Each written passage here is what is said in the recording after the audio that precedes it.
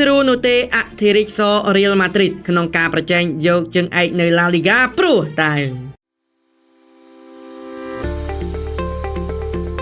ព័ត៌មានរៀងរាល់ម៉ោងនាំមកជូនលោកអ្នកដោយ CSB Sport Official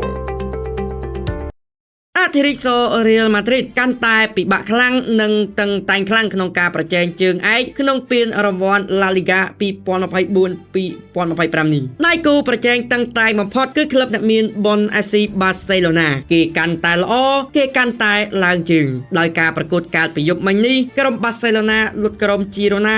យ៉ាងចាស់ដៃក្រោមលទ្ធផល4-1មិនខុសនោះទេ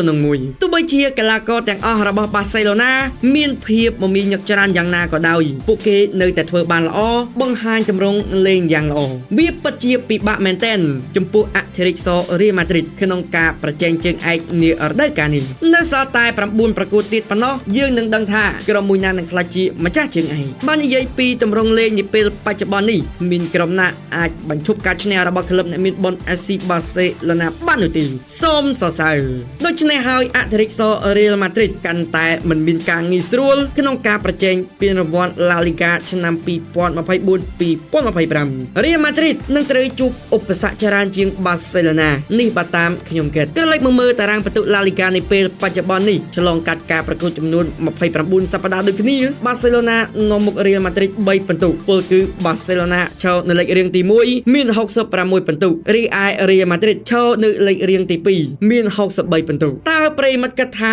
ក្រុមមួយណានឹងក្លាយជាម្ចាស់ជើងឯក La Liga 2024-2025កុំភ្លេចចូលរួម comment នៅខាងក្រោមសូមអរគុណ